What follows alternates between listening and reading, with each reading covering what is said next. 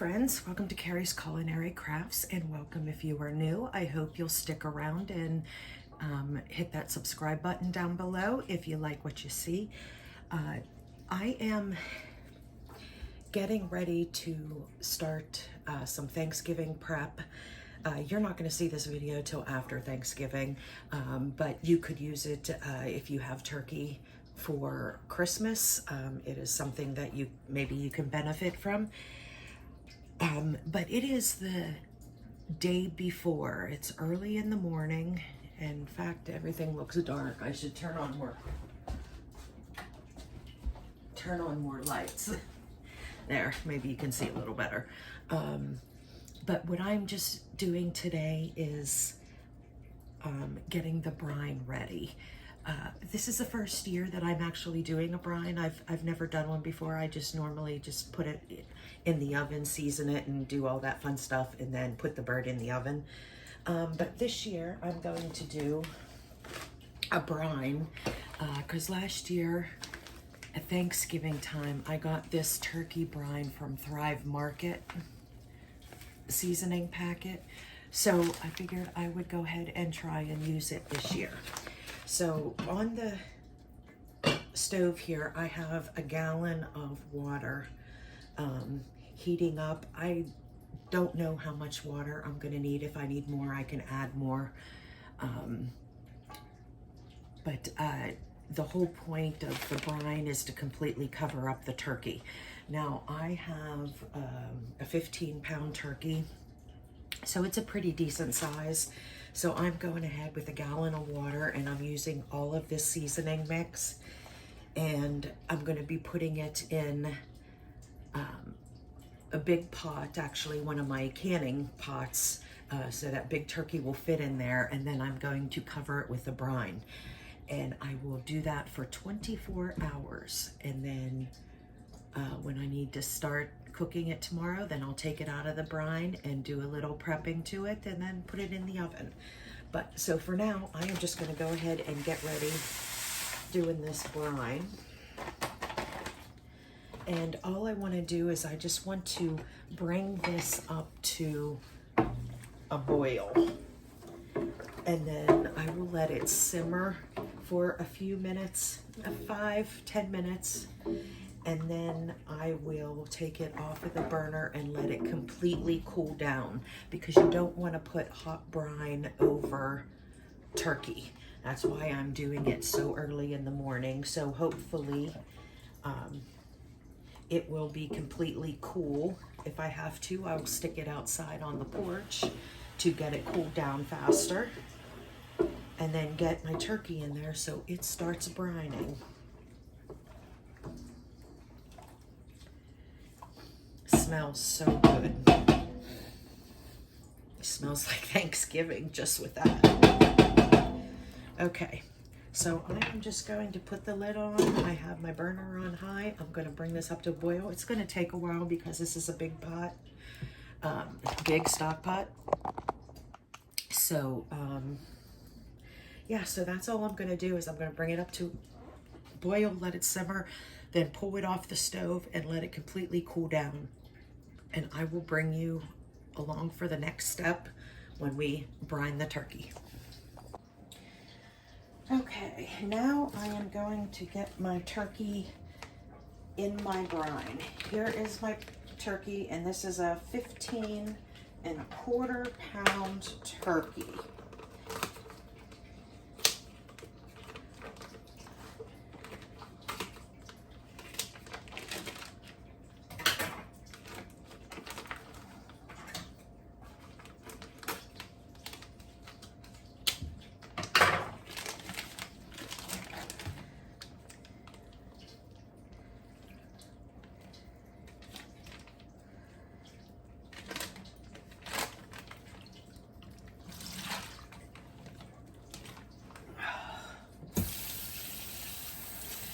I'm just going to go ahead and rinse the turkey off.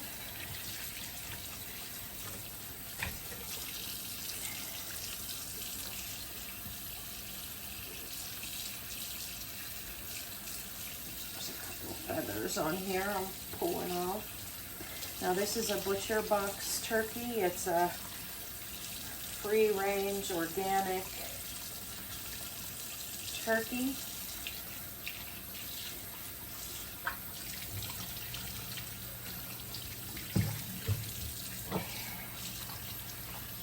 And pulling out the giblets here, and I will cook these up for my cats. We don't eat them, but my cats enjoy them. And I'll stick this neck in to make the gravy. Okay.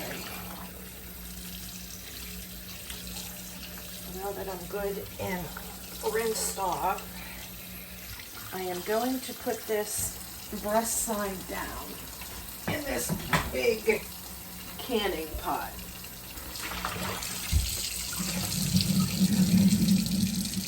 And I'm going to get my hands washed here.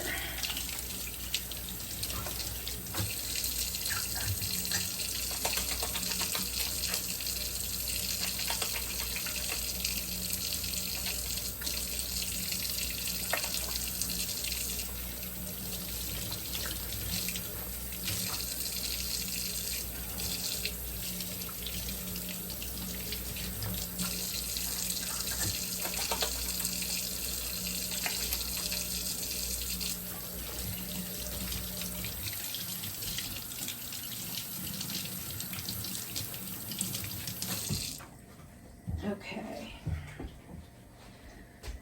Now the reason why I'm using this giant canning pot is because the turkey fits in there nicely, and I am going to cover it with my brine, and then I will be putting on the canning lid, which locks into place, and I'm going to be putting this outside. It is cool enough outside that it can sit in the brine for 24 hours out there instead of taking up the room in my refrigerator. So my brine is okay, and I'm sorry I didn't get the part where I stuck the turkey in the brine. My son helped me dump the brine over the turkey and get the turkey out on the front porch. I totally forgot to turn the camera on, and here my husband was lifting the turkey out of the canning pot. This is after 24 hours, and it is now Thanksgiving Day, so I am going to go ahead and finish prepping up my turkey, and we will get Thanksgiving underway. So the first thing that I'm going to do after my husband took out the turkey for me, I have here my garlic herb butter, and I am going to loosen up the skin of the turkey, and I'm going to put this garlic herb butter underneath the skin of the turkey. So when it's cooking, it'll just automatically baste itself with that butter soaking into the meat. I do not baste my turkey at all. I just put it in for the amount of time, and I cover it for the majority of the cooking, and when the turkey is just about done, just about at temperature, for the last half hour, I will take the foil off and let the skin crisp up and brown and let it finish cooking that last half hour.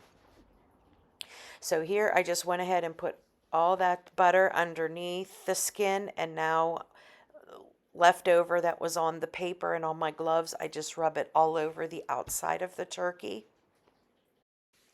Now, since my hands were all messed up, I called in my husband to come help me again. I totally forgot to get out the garlic and the lemon from in the refrigerator. So I had him pull those out for me, and I cut up one whole lemon, one whole onion, and one whole head of garlic, and just shoved it into the cavity. Now there is my neck from yesterday. I am putting that in the pan because that makes some nice gravy with the with all the juices that come out of the turkey. There's a lot of juices that will come out of the neck. So, and then I also went ahead and put in a bone broth in there. Now, was actually a bone broth that I purchased from Butcher Box. They were having a like a 50% off sale. So um, I got one of those containers of bone broth. You certainly can use your homemade stock, and I would have, but I had this and I wanted to go ahead and get it used up. So now I'm tenting it with foil so I can get it in the oven, and I will cook it for about 3.5 hours, and then I will take off the foil for the last half hour. Now I'm going ahead and starting my biggest shortcut. It really helped me out a lot, having issues with my hands. I have a small crock pot here. I have some heavy cream. I'm just dumping in a little bit into the crock pot. And then I'm going to open up some of my home canned potatoes. I am using 2 quarts here, and I'm going to strain them because they're already cooked, so the only liquid that I want to have in with the potatoes is any butter that I use and the cream that I use. Always do the sniff test with your home canned stuff. Make sure nothing smells funky. And there is my second jar that I'm going to go ahead and put in there. Now, this really helped me out a lot because I can't hold the potatoes and peel them in order to make the mashed potatoes. So this just helped out a lot. They're home canned, they're already cooked, they're already soft. I just need to heat them up and mash them, and we have mashed potatoes. So I have to say that that was a wonderful trick, and I did enjoy the fact that I did that, and the potatoes were wonderful. So here I'm just adding some salt and pepper, and I will add some butter. I'm just going to go ahead and give them a little stir, and then I'll get some butter in there and get them turned on low.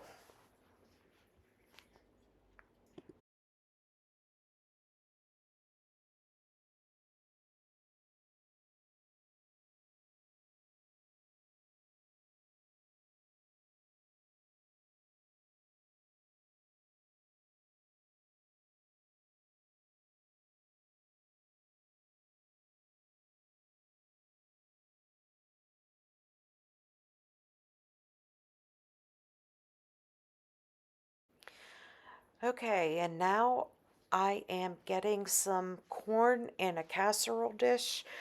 I am cutting out the green bean casserole. That is another shortcut that I am taking for this Thanksgiving dinner. So I'm just using a bag of frozen corn, and I will add some butter, salt, and pepper to that as well.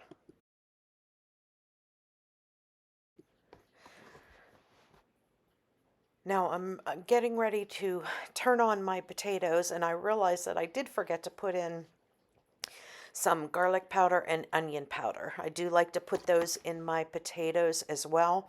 So I added about a teaspoon of both. And then I'm going to go ahead and get the crock pot plugged in and turned on low.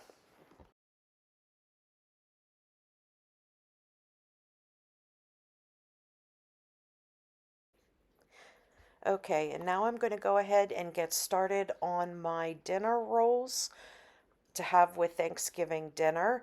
I'm putting in a half of a stick of butter into this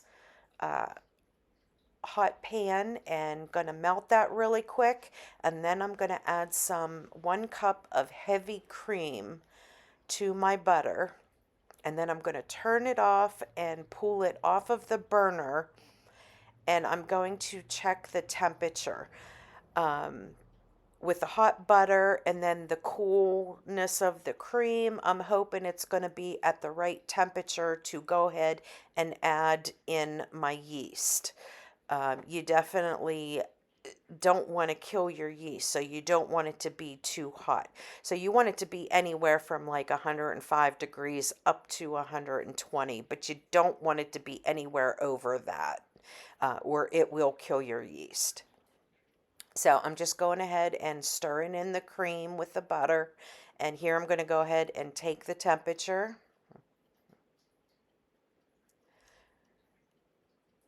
And the temperature, I believe that said 118, so that is perfect.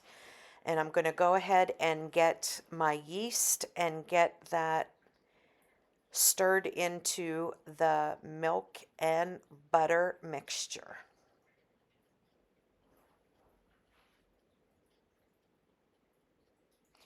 And then I will go ahead and just let this proof a little bit just to make sure that, the yeast is good. You don't really have to do that with fast rising yeast, but I just do it anyway just to be on the safe side to make sure. You don't want to go through all of this and then not have buns rise. So I went ahead, stirred in my yeast. I'll put the lid on and let it sit for a few minutes. Take a look. If it's nice and frothy, then we're good to go and can add the flour. Now here in my KitchenAid, I prefer to actually knead my dinner rolls by hand, but since I'm having hand issues, I am using my KitchenAid with the dough hook, and I have, okay, and now I have 3 cups of flour in this KitchenAid, along with the yeast, milk, and butter. And I'm going to go ahead and let the KitchenAid do the job, do all the kneading for me, so I don't have to do it with my hands. And once it gets like this, where it's totally pulling off the sides of the pan, it is about ready. Now I noticed that it was just still, looked a little wet, so I went ahead and added a little extra flour and then let it knead for another couple minutes. And at this point, it's looking really good. So at this point, I can take it out.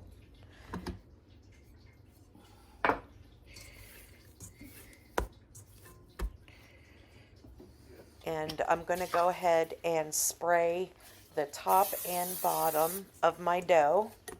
And then we will just let it in the bowl and let it rise. Now I will put this on, I can't put it in my oven on the proof cycle because my turkey is in the oven. So I'm just going to set it over on my stove. I wet this towel here with hot water and then I set it on my stove to let it rise for an hour. Now I'm going ahead, I just pulled it out after an hour and punched it down and just kneaded it just a little bit with some flour. And then I'm going to go ahead and make these into dinner size rolls.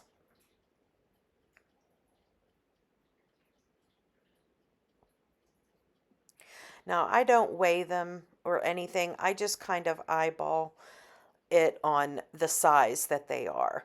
Now when you're making rolls, you want to stretch your rolls and to make the top all nice and smooth, and then like fold everything underneath the roll and then put it in your pan.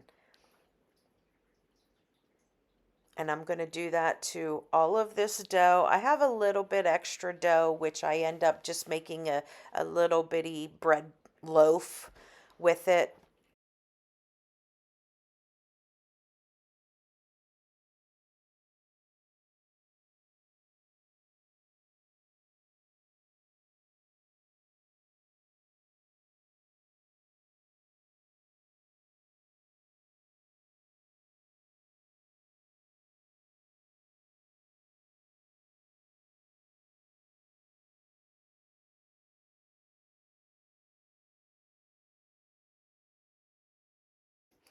And now we're going to go ahead and let them rise for the second time for an hour.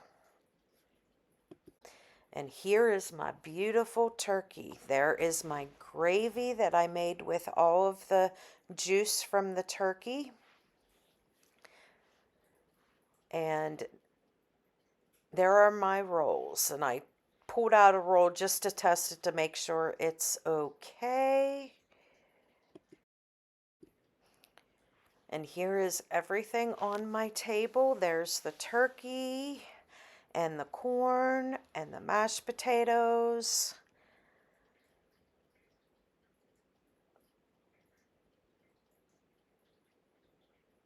And there are the rolls, and there's cranberry sauce. And this was, oh, and there's our dessert, lemon meringue pie.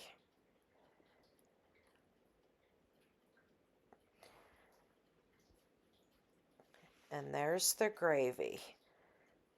And I hope you all had a wonderful Thanksgiving. We sure did, even with all of these shortcuts that I took. It was absolutely delicious.